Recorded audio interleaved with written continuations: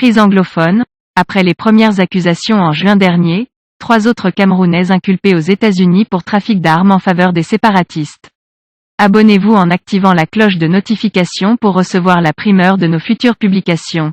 D'après les autorités américaines, les cargaisons d'armes étaient en direction du Nigeria et d'au moins un autre endroit en Afrique. Après l'inculpation d'Alambi Walters Muma, Edith Gang et Tamoufo Tchoumoulou Saint-Michael par un tribunal de l'État américain de Maryland le 1er juin dernier, 3 autres Camerounais d'origine vont faire face à la justice américaine.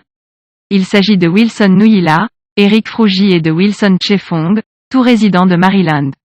Ils sont accusés de tentative d'exportation illégale d'armes en direction du Nigeria et destinés aux groupes séparatistes dans les régions du nord-ouest et du sud-ouest Cameroun. D'après le département de la sécurité des États-Unis, ces derniers ont tenté d'exporter illégalement des armes à partir du port de Baltimore de novembre 2017 à décembre 2019.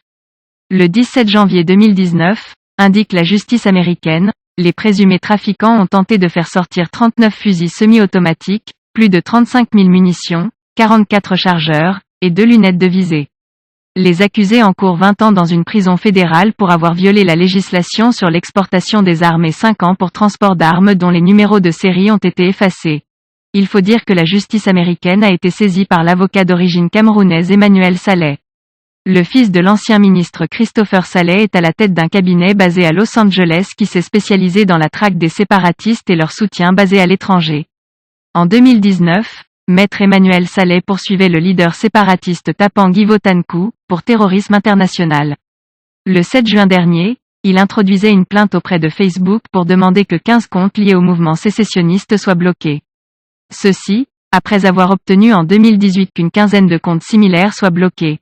Il est à noter qu'en mai dernier, le magazine américain Foreign Policy révélait que des mouvements séparatistes nigérians et camerounais ont décidé d'unir leurs forces.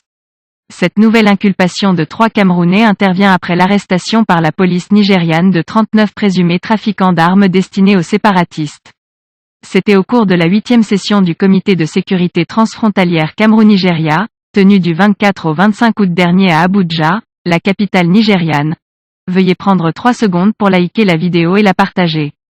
N'oubliez pas de vous abonner à la chaîne YouTube, Boudman, sur le site